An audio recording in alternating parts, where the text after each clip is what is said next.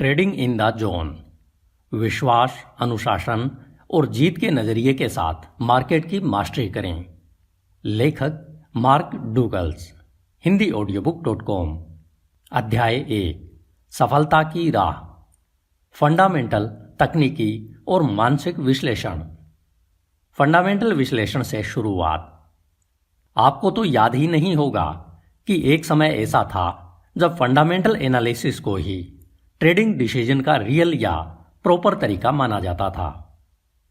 साल 1978 में जब ट्रेडिंग इन द जोन के लेखक मार्क ने खुद ट्रेडिंग की शुरुआत की, तब टेक्निकल एनालिसिस का उपयोग केवल मुट्ठी भर लोग ही किया करते थे, और जो ट्रेडर इस तकनीक का उपयोग करते थे उन्हें तब लगभग पागल ही समझा जाता था। और यह कोई ज्यादा पुरानी बात नहीं है कि जब वॉल स्ट्रीट, ज्यादातर बड़े फंड्स और फाइनेंशियल इंस्टीट्यूट सोचते थे कि टेक्निकल एनालिसिस किसी तरह के एक धोखे का ही रूप है, लेकिन आज सब इससे उल्टा है। आज के टाइम में लगभग सभी अनुभवी ट्रेडर्स टेक्निकल एनालिसिस को किसी न किसी फॉर्म में अपनी ट्रेडिंग स्ट्रेटेजी तैयार करने में हेल्प लेते हैं। आज के समय में कुछ छोटे आइसोलेटेड पॉकेट्स जैसे एकेडमिक कम्युनिटी आदि को छोड़ दिया जाए तो फंडामेंटल एनालिसिस प्योरली विलुप्त हो चुका है। इस ड्रामेटिक शिफ्ट के कारण पर्सपेक्टिव में क्या बदलाव आया है?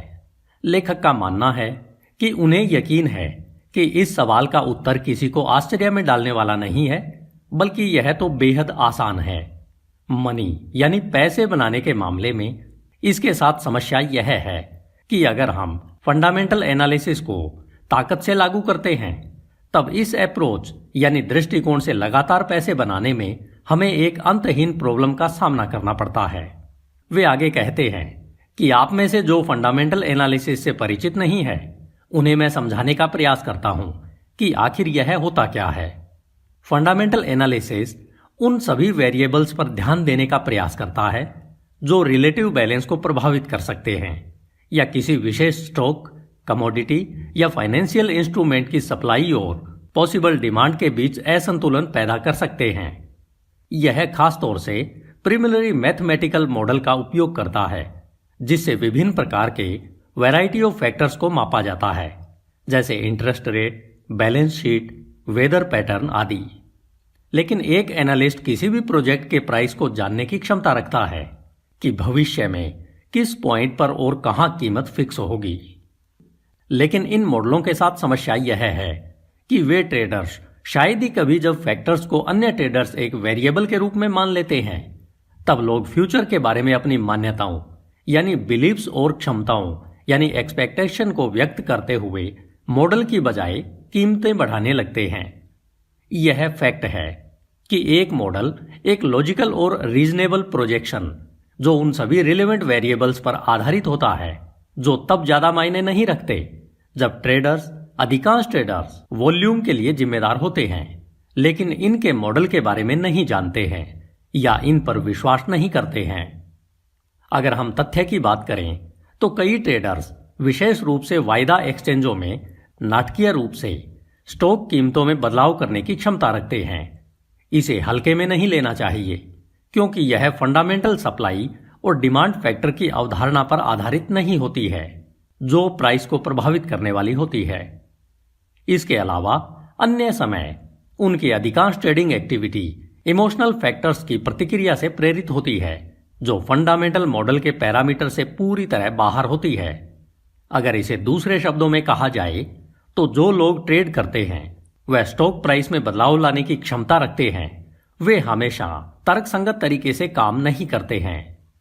अंततः फंडामेंटल एनालिसिस्ट प्राइस के बारे में यह जान सकते हैं, वह इस बारे में कुछ भविष्यवाणी भी कर सकते हैं कि फ्यूचर में प्राइस किस पॉइंट पर जाकर टिकेगा। लेकिन इस बीच प्राइस मूवमेंट इतना वोलेटाइल यानी अस्थिर हो सकता है, जिससे ट्रेडिंग में बने रहना असंभव नहीं तो मुश्किल अवश्य हो सकता है। टेक्निकल एनालिसिस की ओर बढ़ना। टेक्निकल एनालिसिस लगभग तब तक रहा है जब तक ऑर्गेनाइज्ड मार्केट्स ने एक्सचेंजों का रूप नहीं ले लिया था, लेकिन ट्रेडिंग कम्युनिटी ने 1970 के दशक के अंत तक या 1980 के दशक तक पैसे बनाने के लिए इसे एक वाइबल टूल के रूप में टेक्निकल एनालिसिस को एक्सेप्ट नहीं किया। यहां टेक्निकल एनालिटिक्स को पता था कि इसने main stream market community generation को पकड़ लिया है। ट्रेडर्स की एक सीमित संख्या मार्केट में कभी भी किसी भी दिन, सप्ताह या महीने में जोर शोर से भाग लेती है। इन ट्रेडर्स में कई पैसे बनाने की कोशिश में चीजों को एक ही पैटर्न में बार बार करते जाते हैं। दूसरे शब्दों में कहा जाए तो ये लोग इंडिविजुअल बिहेवियर पैटर्न डेवलप करते हैं और एक ग्रुप ऑफ इंडिविजुअल एक दूसरे के साथ लगातार बातचीत करते हुए कलेक्टिव बिहेवियर पैटर्न बनाते हैं। ये बिहेवियर पैटर्न देखने योग्य और मात्रात्मक होते हैं और वे स्टैटिकल रिलायबिलिटी के साथ खुद को दोहराते हैं।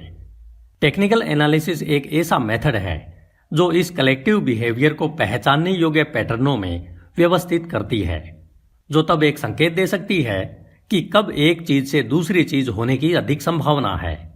एक प्रकार से टेक्निकल एनालिसिस हमें यह अनुमान लगाने के लिए मार्केट के माइंड में जाने की अनुमति देता है कि आने वाले कुछ टाइम में बनने वाले पैटर्न के आधार पर आगे क्या होने की संभावना है। फ्यूचर प्राइस मूवमेंट को पेश करने के लिए एक मेथड के रूप में टेक्निकल एनालिसिस एक विशुद्ध रूप से फंडामेंटल अप्रोच से बहुत सुपीरियर है। यह ट्रेडर्स को इस बात पर ध्यान केंद्रित करने देता है कि मार्केट अब क्या कर रहा है, पास्ट में उसने क्या किया है, इसके बजाय कि मार्केट को केवल एक मैथमेटिकल मॉडल द्वारा निर्धारित लॉजिकल और रीजनेबल के आधार पर क्या करना चाहिए। दूसरी ओर फंडामेंटल एनालिसिस हमें मुझे क्या होना चाहिए और मैं क्या हूं के बीच की वास्तविकता का अंतर बताता है, जिसे हम रियलिटी गैप कहते हैं। रियलिटी गैप कुछ भी हो, लेकिन बहुत लंबी चौड़ी भविष्यवाणियां करना बेहद मुश्किल बना देता है, जिसका फायदा उठाना मुश्किल हो सकता है, भले ही वे सही हों। इसके विपरीत टेक्निकल एनालिसिस न केवल इस रियलिटी गैप को बंद कर देता है, बल्कि ट्रेडर्स को लाभ देने के लिए लगभग असीमित संख्या में संभावनाओं को खोलता है। टेक्निकल अप्रोच कई और संभावनाओं को खोलती है, क्योंकि यह पहचानती है कि हर टाइम फ्रेम में एक ही दोहराई जाने वाले बिहेवियर पैटर्न्स कैसे व कब बनते हैं। हर पल, हर दिन, रोजाना, वीकली, ईयरली और बीच में कभी भी हर बार के पैटर्न्स। दूसरे शब्दों में टेक्निकल एनालिसिस मार्केट को अपने आप को समृद्ध करने के अवसरों की अंतहीन धारा में बदल देता है। मेंटल एनालिसिस की ओर, अगर टेक्निकल एनालिसिस इतनी अच्छी तरह से काम करता तो ज्यादा से ज्यादा ट्रेडिंग कम्युनिटी अपना ध्यान मार्केट के टेक्निकल एनालिसिस से अपने मेंटल एनालिसिस पर क्यों लगाते, जिसका मतलब है कि उनका अपना इंडिविजुअल ट्रेडिंग साइकोलॉजिकल सिस्टम। इस प्रश्न का उत्तर देने के लिए आपको शायद अपने आप से यह पूछने की जरूरत नहीं है कि आप यह ऑडियो बुक क्यों सुन रहे हैं। इसका सबसे संभावित कारण यह है कि आप इस बात से असंतुष्ट हैं कि आप पैसे बनाने के अनलिमिटेड पोटेंशियल के रूप में क्या अनुभव करते हैं। टेक्निकल एनालिसिस के साथ यही समस्या है। एक बार जब हम पैटर्न की पहचान करना और मार्केट को पढ़ना सीख जाते हैं तो हम पैसे बनाने के असीम अवसर पा लेते हैं। लेकिन लेखक को पूरा यकीन है कि हम जो मार्केट के बारे में पहले से जानते हैं और उसे कंसिस्ट प्रॉफिट यानी लगातार बढ़ते इक्विटी वक्र में बदलने की हमारी क्षमता में भारी अंतर है।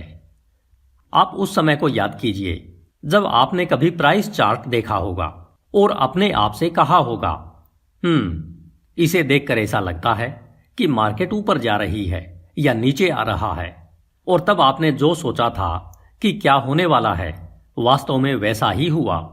आपने मार्केट की चाल को देखने के अलावा कुछ भी नहीं किया, क्योंकि आप अपने द्वारा लगाए गए सभी पैसों को लेकर कुछ अधिक ही परेशान थे। भविष्यवाणी करने में तब एक बड़ा अंतर स्पष्ट दिखाई देता है जब मार्केट में कुछ बड़ा बदलाव होना होता है।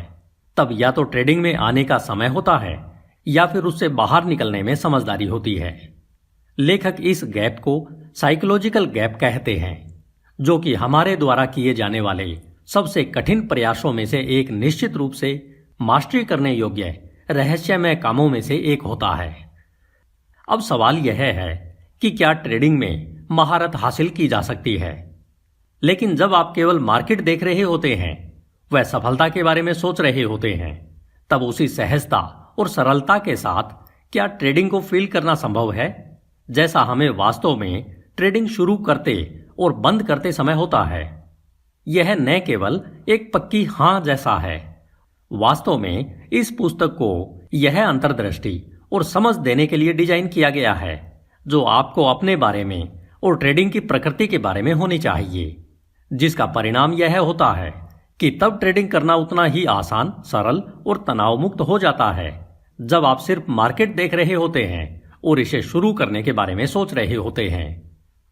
दिखने में यह एक लंबा क्रम लग सकता है, वह आप में से कुछ को यह असंभव भी लग सकता है, लेकिन ऐसा नहीं है। ऐसे लोग हैं जिन्होंने ट्रेडिंग की कला में महारत हासिल की है, जिन्होंने उपलब्ध संभावनाओं और बॉटम लाइन परफॉर्मेंस के बीच के गैप को खत्म किया है। लेकिन जैसा कि आप सोच रहे हैं, ये विजेता उन ट्रेडर्स की तुलना में कम होते हैं जो निराशा का अनुभव करते हैं, जो अति उत्साह के सभी तरीके आजमाने के बाद लगातार यह सोचकर परेशान होते रहते हैं कि उन्हें आखिर इतनी सफलता क्यों नहीं मिली। वास्तव में कंसिस्टेंट विनर और बाकी सभी दोनों तरह के ट्रेडर्स ग्रुप के बीच का अंतर चांद और पृथ्वी के अंतर जैसा ही दिखाई देता है। हालांकि पृथ्वी और चांद दोनों खगोलीय पिंड हैं जो एक ही सौर मंडल में मौजूद हैं, इसलिए उनमें कुछ समानताएं भी हैं, लेकिन वे रात और दिन की तरह प्रकृति और विशेषताओं में एक दूसरे से भिन्न हैं। उसी तरह जो कोई भी ट्रेड करता है वह एक ट्रेडर होने का दावा कर सकता है, लेकिन जब वह ज्यादातर अन्य ट्रेडर्स की विशेषताओं के साथ कंसिस्टेंट विनर की विशेषताओं की तुलना करते हैं, तब आप पाएंगे कि वे रात में भी अलग हैं और दिन में भी अलग हैं। यदि चांद पर जाना एक ट्रेडर के रूप में लगातार सफलता का प्रतीक है, तो हम कह सकते हैं कि चांद पर पहुंचना संभव है, लेकिन यात्रा बेहद कठिन है और कुछ ही लोगों द्वारा यह तय की जाएगी। पृथ्वी पर हमारे पर्सपेक्टिव से चांद आमतौर पर हर रात दिखाई देता है और यह हमें इतना नजदीक लगता है कि हमें बस इस तक पहुंचना है और इसे छू लेना है। ट्रेडिंग में सफलता पाना भी हमें इसी तरह महसूस होता है। इसी तरह किसी भी दिन, सप्ताह या महीने में मार्केट किसी को भी उसी मात्रा में धन देती है जो ट्रेडिंग में जितनी ज्यादा इन्वेस्टमेंट की क्षमता रखता है। हालांकि मार्केट कंस्टेंट मोशन में यानी लगातार गतिमान रहती है, इसलिए पैसा भी लगातार बहता रहता है, जिससे सफलता की संभावनाएं बहुत बढ़ जाती है और यह आपकी समझ में आने लगती है। लेखक कहते हैं कि वे ट्रेडर्स के दो ग्रुप के बीच एक महत्वपूर्ण फर्क बताने के लिए सीमिंगली यानी प्रतीत होता है शब्द का उपयोग करते हैं। उनमें से उन लोगों के लिए जिन्होंने सीखा है कि कैसे कंसिस्टेंट होना चाहिए, या जो लेखक ने सीखा है कि थ्रेशोल्ड ऑफ कंसिस्टेंसी के माध्यम से धन केवल उनकी समझ में नहीं बल्कि वे तो बस इसे अपनी वर्चुअल विल में भी ले सकते हैं। लेखक को यकीन है कि कुछ के लिए यह कथन चौंकाने वाला या मुश्किल से विश्वास करने लायक होगा, लेकिन यही सच है। कुछ सीमाएं हैं, लेकिन अधिकांश भाग में इन ट्रेडर्स के खातों में पैसा इतनी आसानी और सहजता के साथ बहता है कि यह सचमुच अधिकांश लोगों के दिमाग को चकमा दे देता है। हालांकि उन ट्रेडर्स के लिए जो इस सिलेक्टेड ग्रुप में विकसित नहीं हुए हैं, उनके लिए भी प्रतीत होता है शब्द का अर्थ वास्तव में यही है। ऐसा लगता है जैसे कि उनकी इच्छा के अनुसार कंसिस्टेंसी और अल्टीमेट सक्सेस उनकी मुट्ठी में आने के जस्ट पहले उनकी आंखों और समय से दूर हो जाते हैं या हवा में उड़ जाते हैं। ट्रेडिंग के मामले में एकमात्र कंसिस्टेंट चीज जो इस ग्रुप के लिए फिट बैठती है वह है इमोशनल दर्द। हाँ, उनके पास निश्चित रूप से इससे उबरने के पल होते हैं, लेकिन इनके लिए यह कहना मुश्किल भी एग्जैजरेशन यानी अतिशयोक्ति नहीं होगी कि वे ज्यादातर टाइम फियर, एंगर, निराशा, डिसअपॉइंटमेंट, एंजाइटी, विश्वासघात और रिग्रेट यानी अफसोस की स्थिति में होते हैं। तो इन दो प्रकार के ट्रेडर्स ग्रुप को वे कौन से कारण हैं जो अलग करते हैं? क्या यह इंटेलिजेंस यानी बुद्धिमत्ता है? क्या ये कंसिस्टेंट विनर हैं जो बाकी सभी की तुलना में सीधे साधे हैं? क्या ये ज्यादा हार्डवर्किंग करते हैं? क्या वे बेहतर एनालिस्ट हैं? या उनके पास बेटर ट्रेडिंग सिस्टम है? क्या उनके पास ऐसी अंतहीन व्यक्तिगत विशेषताएं हैं जो उनके लिए ट्रेडिंग के इंटेंस प्रेशर से निपटना आसान बनाती है? ये सभी संभावनाएं काफी प्रशंसनीय लगती है, केवल उन्हें छोड़कर जिन्हें आप मानते हैं कि ट्रेडिंग इंडस्ट्री के ज्यादातर फेलियर्स भी सोसाइटी के सबसे प्रतिभाशाली और सबसे संपन्न लोगों में से ही कुछ होते हैं। लगातार हारने वालों का सबसे बड़ा ग्रुप मुख्य रूप से डॉक्टर, वकील, इंजीनियर, वैज्ञानिक, सीईओ, रिटायर्ड और एंटरप्रेनर आदि का होता है।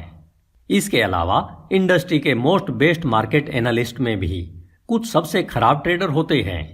इंटेलिजेंस और अच्छे मार्केट एनालिसिस वास्तव में सफलता की राह में निश्चित रूप से कंट्रीब्यूट कर सकते हैं, लेकिन वे डिफाइनिंग फैक्टर नहीं है जो कंसिस्टेंट विनर्स को दूसरों से अलग करते हैं। खैर, अगर इसके लिए इंटेलिजेंस और अच्छे मार्केट एनालिसिस जिम्मेदार नहीं है तो फिर और क्या हो सकता है? यहां लेखक अपने अनुभव को एक्सप्लेन करते हुए कहते हैं कि ट्रेडिंग में कुछ सबसे अच्छे और कुछ सबसे खराब ट्रेडर के साथ काम करने और कुछ सबसे बुरे लोगों की मदद करने के बाद वे बिना किसी संदेह के यह बता सकते हैं कि वास्तव में कुछ ऐसे स्पेसिफिक रीजन होते हैं जिनसे दूसरों की बजाय एक ट्रेडर कंसिस्टेंटली बढ़िया परफॉर्म कर सकता है। लेखक ने आगे लिखा है कि अगर उन्हें वे सभी कारण बताने हों तो वे बस यही कहेंगे कि सबसे अच्छे ट्रेडर बाकी लोगों से अलग सोचते हैं। वे आगे लिखते हैं कि उन्हें पता है कि यह बहुत गहरी बात नहीं है, लेकिन अगर इसे गहराई से सोचा जाए तो इसका प्रभाव बहुत गहरा पड़ेगा कि वास्तव में इसके क्या मायने हैं। इंसान के तौर पर हम सभी के पास अपना सोचने का एक यूनिक तरीका होता है। हम हर समय फैक्ट के प्रति सचेत नहीं हो सकते हैं कि यह वास्तविक है कि अन्य लोग हमारी धारणाओं और घटनाओं की व्याख्याओं को जैसा हम सोचते हैं वैसा ही एक दूसरे से शेयर करते हैं। वास्तव में यह धारणा तब तक तो हमें सही लगती है जब तक हम अपने आप को किसी बेसिक या फंडामेंटल डिसएग्रीमेंट की स्थिति में नहीं लाते हैं जिसके बारे में हम दोनों अनुभव करते हैं। हमारे शारीरिक विशेषताओं के अलावा हम जिस तरह से सोचते हैं वह हमें अद्वितीय बनाता है। यह हमारी भौतिक सुविधाओं की तुलना से भी अधिक अद्वितीय है। चलिए ट्रेडर्स की बात करते हैं।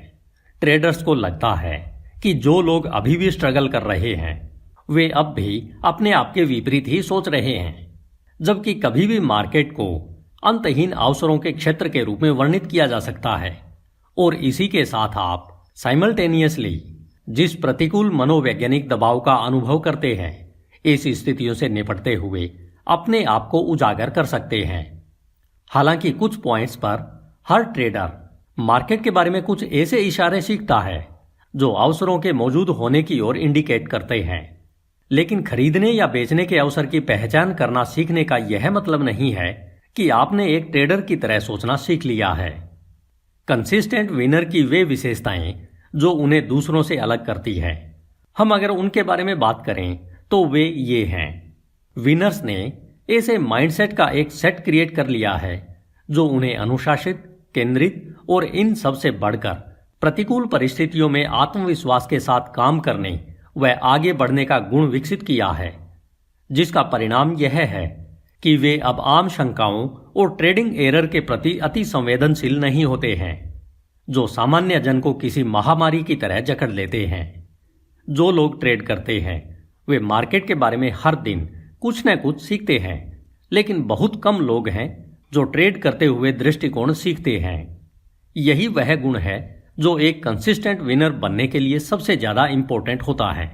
जिस तरह लोग एक गोल्फ क्लब या टेनिस रैकेट को स्विंग करने की प्रॉपर तकनीक को सही तरीके से सीखते हैं, जैसे इन्हें कितनी स्पीड से कब घुमाना है या स्पीड में कब कमी लानी है, इसी तरह बिना किसी संदेह के वो सभी गुण ट्रेडर के दृष्टिकोण में आएंगे जो इसे थ्रेशोल्ड ऑफ कंसिस्टेंसी से दूर ले जाएंगे।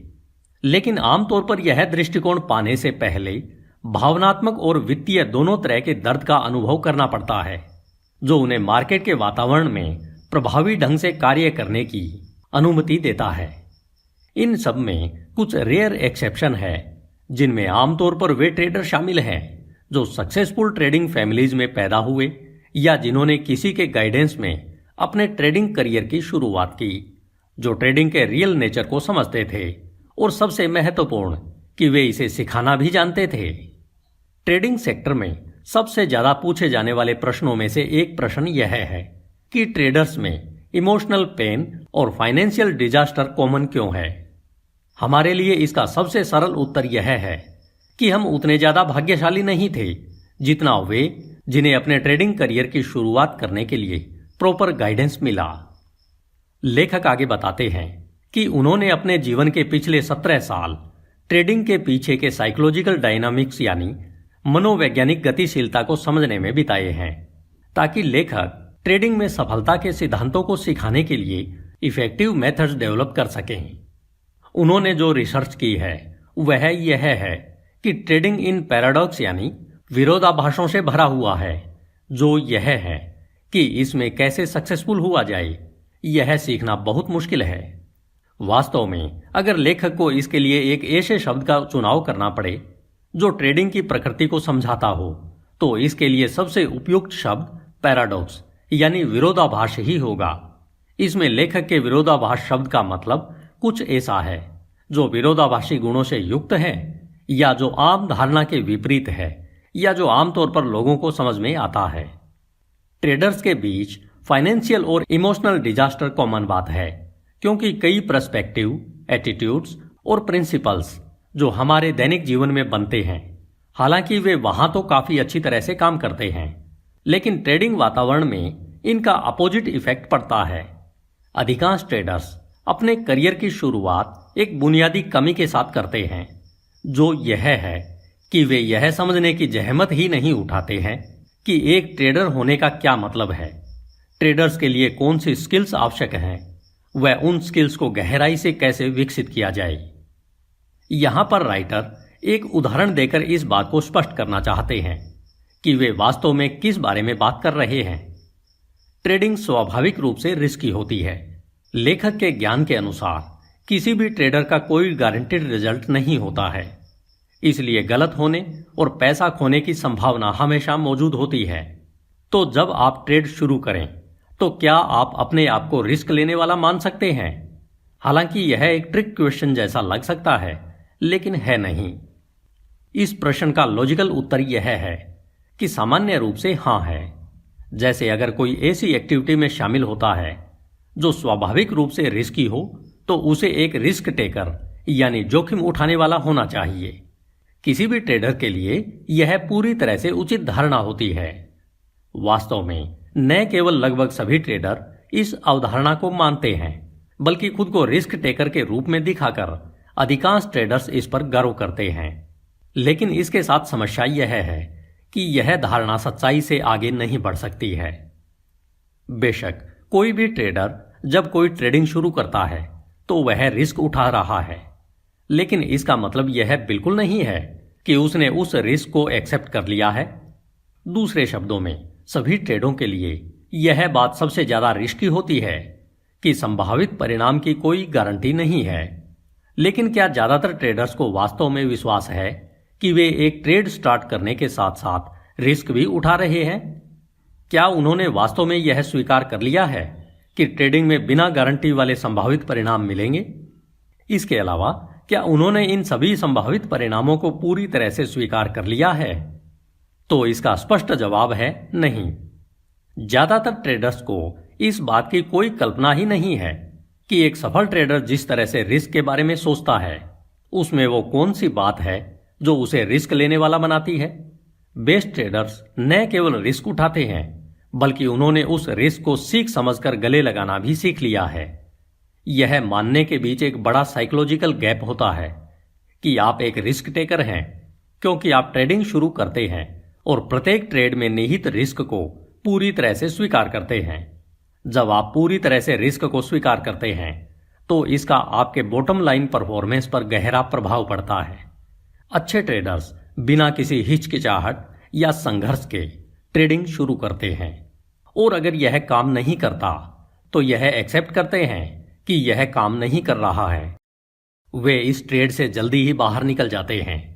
यहां तक कि अगर उन्हें नुकसान हो रहा हो तो ऐसा करने में उन्हें थोड़ा सा भी इमोशनल डिस्कंफर्ट फील नहीं होता है।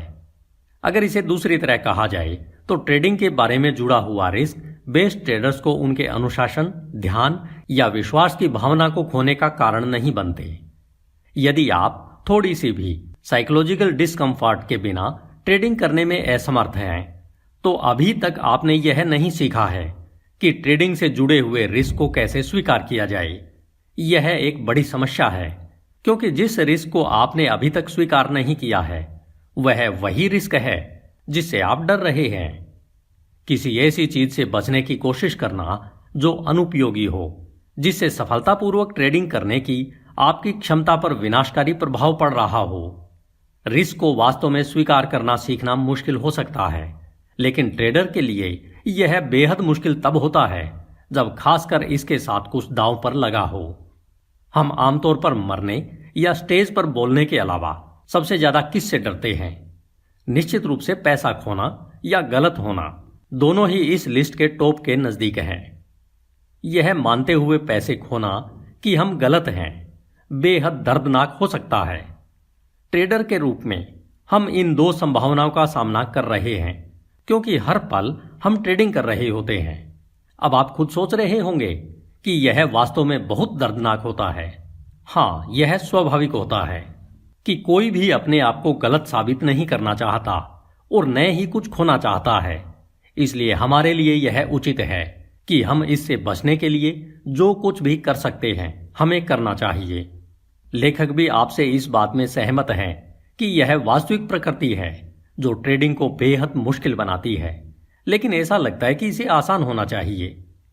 ट्रेडिंग हमें एक फंडामेंटल पैराडॉक्स यानी मौलिक विरोधाभास के साथ दिखाई देती है। हम कंसिस्टेंट अनसर्टेनिटी में अनुशासित, केंद्रित और आत्मविश्वास से भरे हुए कैसे रहें। अगर आपने एक ट्रेडर की तरह सोचने का तरीका सीख लिया है तो आप यह कर पाएंगे। अपनी ट्रेडिंग एक्टिविटीज को फिर से इस तरह डिफाइन यानी परिभाषित करना सीखना जो आपको जोखिम को पूरी तरह से स्वीकार करने की अनुमति देता है। यही एक सक्सेसफुल ट्रेडर की तरह सोचने की कुंजी है। रिस्क को स्वीकार करना सीखना एक ट्रेडिंग स्किल है। यह सबसे इंपॉर्टेंट स्किल है जिसे आप सीख सकते हैं। फिर भी यह सीखना रेयर है, क्योंकि डेवलपिंग ट्रेडर अपने ध्यान को इस ओर फोकस नहीं करते और न ही इसे सीखने के लिए कोई प्रयास करते हैं। जब आप रिस्क टेकिंग की ट्रेडिंग स्किल सीखते हैं तो मार्केट उन इंफॉर्मेशन को उत्पन्न करने में सक्षम नहीं होता जिन्हें आप डिफाइन करते हैं या जिनको आप दर्दनाक के रूप में इंटरप्रेट करते हैं। यदि मार्केट में जो इंफॉर्मेशन क्रिएट होती है उसमें आपके लिए इमोशनल पेन पैदा करने की क्षमता नहीं है, तो इसमें डरने वाला कुछ भी नहीं है। यह तो सिर्फ इंफॉर्मेशन है जो आपको बता रही है कि इसमें आपके लिए क्या संभावनाएं हैं। यह तो मात्र ऑब्जेक्टिव रिस्पेक्टिव है। वास्तव में आप जिससे डरते हैं वह आपका असली डर नहीं है।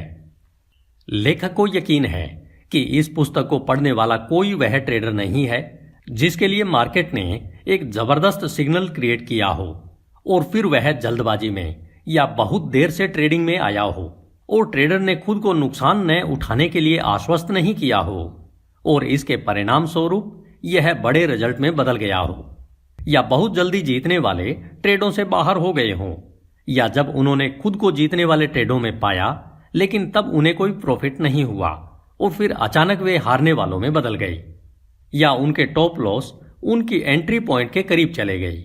वे केवल इसलिए बाहर रुक गए क्योंकि मार्केट को अपनी दिशा में वापस जाना था। ये कई गलतियां हैं जिनमें से कुछ ट्रेडर ने इन्हें बार बार हर बार दोहराया और गर्त में चले गए। ये मार्केट द्वारा क्रिएटेड एरर नहीं है। हाँ, ये एरर मार्केट से नहीं आते। मार्केट इस बारे में न्यूट्रल है कि बस यह चलती है और अपने बारे में इंफॉर्मेशन उत्पन्न करती है।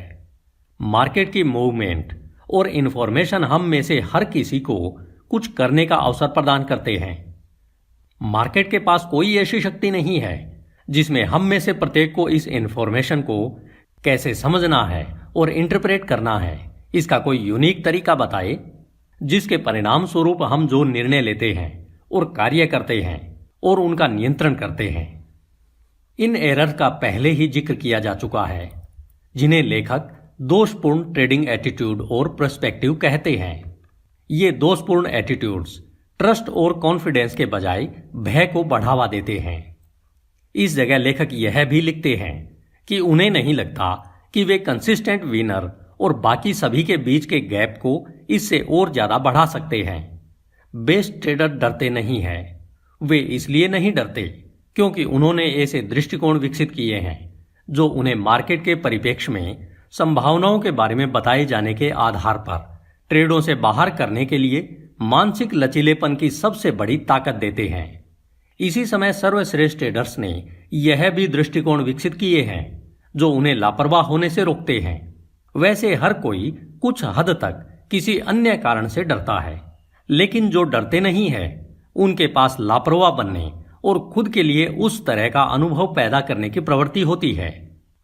उन ट्रेडिंग एरर में से 95% से संभावना रहती है कि वे आपकी आंखों के सामने से पैसे का वाष्पीकरण कर सकते हैं। गलत नजरिए से जो पैसा बना होगा वह उड़ जाएगा, गायब हो जाएगा। यहां लेखक 4 प्राइमरी ट्रेडिंग आशंकाओं को व्यक्त करते हैं। जब आप अपने आप से कहते हैं मुझे इस बारे में पता नहीं है, तब लेखक हमेशा सोचते हैं कि ट्रेडर्स को मार्केट्स का स्वस्थ डर होना चाहिए। तब यह पूरी तरह से लॉजिकल और उचित धारणा होगी। लेकिन जब ट्रेडिंग की बात आती है तो आपका डर आपके खिलाफ इस तरह से कार्य करेगा कि आप उस चीज का कारण बनेंगे जिससे आप वास्तव में डरते हैं। यदि आप गलत होने से डरते हैं तो आपका डर मार्केट की जानकारी के बारे में आपकी धारणा पर काम करेगा, जिससे आप कुछ ऐसा कर सकते हैं जो आपको गलत बनाता है। जब आप भयभीत होते हैं तो कोई अन्य संभावनाएं मौजूद नहीं रहती है। आप अन्य संभावनाओं को अनुभव नहीं कर सकते हैं या उन पर ठीक से काम नहीं कर सकते हैं, भले ही आपने उन्हें महसूस करने का मैनेजमेंट कर लिया हो, क्योंकि डर स्थिर है। शारीरिक रूप से यह हमें फ्रीज करने या चलाने का कारण बनता है। मानसिक रूप से यह हमारे ध्यान को हमारे भय की वस्तु तक सीमित कर देता है। इसका मतलब है कि मार्केट से अन्य संभावनाओं के साथ साथ हमारे अन्य उपलब्ध जानकारी के बारे में विचार अवरुद्ध हो जाते हैं। आप मार्केट के बारे में सीखी गई सभी तर्क संगत चीजों के बारे में तब तक नहीं सोचेंगे जब तक कि आप डरते नहीं हैं, और घटना समाप्त हो जाती है। तब आप खुद सोचेंगे मुझे पता था, मैंने ऐसा क्यों नहीं सोचा इसके बाद, या मैं उस पर और काम क्यों नहीं कर सकता था। यह समझना बेहद मुश्किल है कि इन समस्याओं का स्रोत हमारा अपना अनुचित रवैया है। वही डर को इतना कपटी बना देता है। हमारे व्यवहार पर प्रतिकूल प्रभाव डालने वाले कई थिंकिंग पैटर्न, जो प्राकृतिक तरीकों का एक कार्य है जिसे हम दुनिया को देखने और उसके बारे में सोचने के लिए प्रयोग में लाते हैं। हम इन थिंकिंग पैटर्न से इतनी चतुराई से घिरे होते हैं कि यह हमारे लिए शायद ही कभी इंटरनल रिसोर्स होता है जो हमारी व्यापारिक कठिनाइयों का कारण बनता है, जो हमारे मन की स्थिति से निकला है। दरअसल किसी समस्या के स्रोत को जब हम मार्केट में देखते हैं तो यह बहुत अधिक स्वाभाविक लगता है, क्योंकि तब हमें ऐसा लगता है कि मार्केट ही हमारे दर्द, निराशा और असंतोष का असली कारण है। जाहिर है कि ये अमूर्त अवधारणाएं हैं, लेकिन निश्चित रूप से ऐसा नहीं है कि ज्यादातर ट्रेडर खुद को लेकर चिंतित हैं। फिर भी विश्वासों, दृष्टिकोणों और धारणाओं के बीच के संबंध को समझना ट्रेडिंग के लिए उतना ही मौलिक है जितना यह सीखना कि टेनिस को कैसे खेला जाए या एक गोल्फ क्लब को कैसे सीखना है। हमें एक बात और ध्यान में रखनी चाहिए कि मार्केट के इंफॉर्मेशन के बारे में अपनी धारणा को समझना और नियंत्रित करना केवल उस सीमा तक महत्वपूर्ण है जब आप लगातार परिणाम प्राप्त करना चाहते हैं। लेखक आगे कहते हैं कि क्योंकि ट्रेडिंग के बारे में कुछ और है जो उनके द्वारा कहे गए कथन के अनुसार उतना ही सही है, जो आपको अपने ट्रेडिंग के बारे में कुछ भी जानने की जरूरत नहीं है या एक अलग ट्रेडिंग करने के लिए। जैसा कि आपको यह नहीं पता है कि समय समय पर एक अच्छा शॉट मारने के लिए टेनिस रैकेट या गोल्फ क्लब को स्विंग करने का कौन सा उचित तरीका हो सकता है। पहली बार जब लेखक ने गोल्फ खेला तो उन्होंने पूरे खेल में कई अच्छे शॉट मारे, लेकिन उन्होंने कोई विशेष तकनीक नहीं सीखी थी। लेकिन फिर भी उनका स्कोर 18 होल के लिए 120 से अधिक था। जाहिर है अपने पूरे स्कोर को बेहतर बनाने के लिए उन्हें तकनीक सीखने की जरूरत है। बेशक वही ट्रेडिंग के लिए भी उतना ही सही है। हमें कंसिस्टेंसी प्राप्त करने के लिए तकनीक की आवश्यकता है, लेकिन आखिर वह कौन सी तकनीक है जो वास्तव में प्रभावी ढंग से ट्रेडिंग करने के तरीके सीखने के सबसे खराब पहलुओं में से एक है। अगर हमें इस बारे में पता नहीं है या समझ नहीं आ रहा है तो हमें यह जानना होगा कि हमारी वे कौन सी मान्यताएं और कैसे दृष्टिकोण है जो मार्केट की जानकारी के बारे में हमारी धारणा को प्रभावित करते हैं। हालांकि हमें ऐसा लगेगा, वास्तव में यह मार्केट के बारे में हमारा व्यवहार है जो कंसिस्टेंसी की कमी का कारण बन रहा है। नतीजन हमें मार्केट के बारे में अधिक जानकर इसे डेवलप करना होगा जिससे हम नुकसान से बच सकें और कंसिस्टेंट बन सकें। यह तर्क का एक ट्रैप है जो लगभग सभी ट्रेडर्स को किसी एक पॉइंट पर धकेलता है और ट्रेडर को यह सही भी लगता है, लेकिन यह दृष्टिकोण काम नहीं करता। अक्सर मार्केट कन्फ्लिक्टिंग विचार वेरिएबल इससे कहीं ज्यादा देता है। इसके अलावा मार्केट के व्यवहार की कोई सीमा नहीं है, यह किसी भी क्षण कुछ भी कर सकता है। तथ्य के रूप में, क्योंकि प्रत्येक व्यक्ति जो ट्रेड करता है वह एक मार्केट वेरिएबल है, यह कहा जा सकता है कि किसी भी सिंगल ट्रेडर को वस्तुतः कुछ भी हो सकता है। इसका मतलब यह है कि आप मार्केट के व्यवहार के बारे में कितना भी सीख लें, चाहे आप कितने भी शानदार एनालिटिक्स बने, आप कभी भी हर संभव तरीके से अनुमान लगाने के लिए पर्याप्त नहीं सीख सकते, क्योंकि मार्केट आपको कभी भी गलत ठहरा सकता है या आपके पैसे खोने का कारण बन सकता है।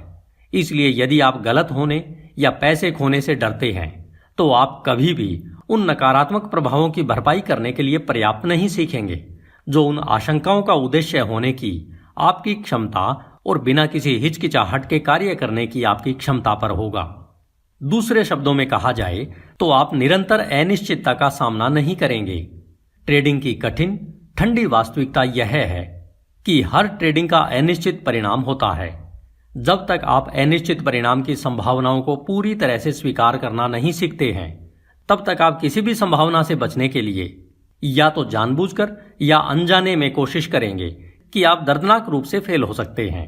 इस प्रक्रिया में आप अपने आप उत्पन्न होने वाले महंगे एरर की किसी भी संख्या के अधीन कर लेंगे। लेखक अब हमें सुझाव नहीं दे रहे हैं कि अवसरों को परिभाषित करने और हमें उन्हें पहचानने की अनुमति देने के लिए हमें मार्केट एनालिसिस या कार्यप्रणाली के किसी रूप की आवश्यकता नहीं है। हम निश्चित रूप से इनका प्रयोग करते हैं। हालांकि मार्केट एनालिसिस कंसिस्टेंट रिजल्ट के लिए एक रास्ता नहीं है। यह विश्वास की कमी, अनुशासन की कमी या अनुचित फोकस द्वारा बनाई गई ट्रेडिंग समस्याओं को हल नहीं करेगा। जब आप इस धारणा से काम करते हैं कि अधिक या बेहतर एनालिसिस स्थिरता बनाएगा, तो आपको अपने ट्रेडिंग टूल्स के स्टोर में अधिक से अधिक मार्केट वेरिएबल इकट्ठा करने के लिए प्रेरित किया जाएगा। लेकिन तब क्या होता है? आप अभी भी निराश हैं क्योंकि आपको मार्केट ने धोखा दिया है। हर समय और बार बार यहां कुछ तो ऐसा है जिसे आपने अभी तक नहीं देखा या उस पर पर्याप्त विचार नहीं किया है। ऐसा महसूस होगा कि आप मार्केट पर भरोसा नहीं कर सकते हैं, लेकिन वास्तविकता यह है कि आप खुद पर भरोसा नहीं कर सकते। आत्मविश्वास और भय मन की विरोधाभासी अवस्थाएं हैं जो हमारे विश्वासों और दृष्टिकोणों से उपजी है। आश्वस्त होने के लिए ऐसे वातावरण में कार्य करना जहां आप आसानी से रिस्क से ज्यादा भी खो सकते हैं, यहां आपको अपने आप में पूर्ण विश्वास की आवश्यकता होती है। हालांकि आप उस विश्वास को प्राप्त करने में सक्षम नहीं होंगे जब तक कि आप अपने मन को प्रशिक्षित नहीं करते हैं, जो लगातार सफल ट्रेडर बनने का प्रतिरूप है। मार्केट के व्यवहार का एनालिसिस करना सीखना केवल उचित ट्रेनिंग ही नहीं है, इसके लिए आपके पास दो ऑप्शन है। पहला, आप अधिक से अधिक मार्केट वेरिएबल के बारे में सीखकर रिस्क को खत्म करने का प्रयास कर सकते हैं, जिसे लेखक ब्लैक होल कहते हैं। यह वास्तव में अल्टीमेट फ्रस्ट्रेशन है। दूसरा कि आप सीख सकते हैं कि अपनी ट्रेडिंग एक्टिविटीज को इस तरह से कैसे परिभाषित किया जाए कि आप वास्तव में रिस्क को स्वीकार करें और आप डरे नहीं।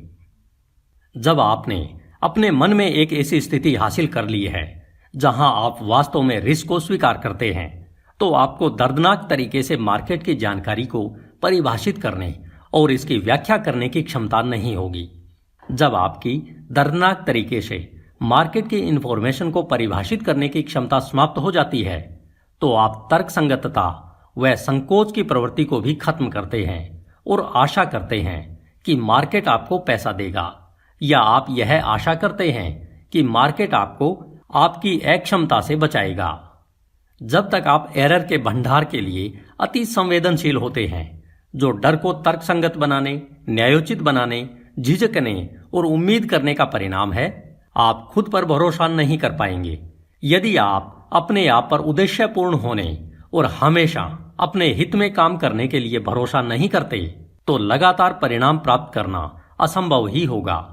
कुछ ऐसा करने की कोशिश करना जो इतना सरल लगता है कि आप जिस चीज को करने की कोशिश करेंगे वह सबसे ज्यादा लुभावनी हो सकती है।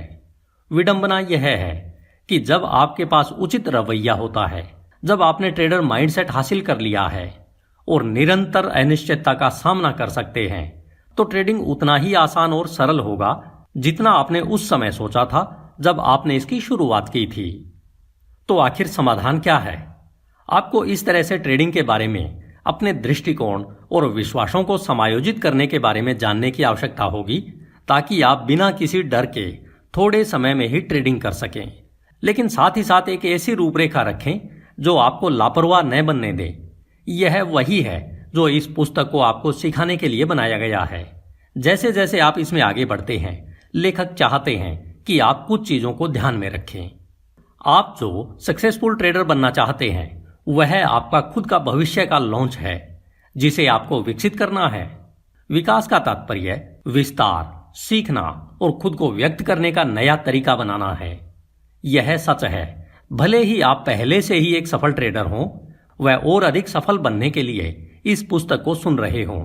कई नए तरीके जिनसे आप खुद को अभिव्यक्त करना सीखेंगे, उन विचारों और विश्वासों के साथ सीधे टकराव में होंगे जो आप वर्तमान में ट्रेडिंग की प्रकृति के बारे में मानते हैं।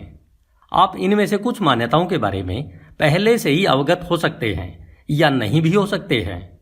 किसी भी मामले में आप वर्तमान में ट्रेडिंग की प्रकृति के बारे में क्या सच मानते हैं, उन चीजों को सिर्फ उसी तरह रखने का तर्क देगा जो आपके निराशा और असंतोषजनक परिणामों के बावजूद है। ये आंतरिक तर्क स्वाभाविक है। इस पुस्तक में लेखक की चुनौती इन तर्कों को यथासंभव कुशलता से हल करने में मदद करना है। आपकी यह विचार करने की इच्छा कि अन्य दूसरी और भी संभावनाएं मौजूद हैं, ऐसी संभावनाएं जिनके बारे में आपको जानकारी नहीं है या उन्होंने पर्याप्त विचार नहीं दिया है, वह स्पष्ट रूप से आपकी सीखने की प्रक्रिया को तेज और आसान बनाएगी। धन्यवाद। HindiAudiobook.com। आपका दिन शुभ हो।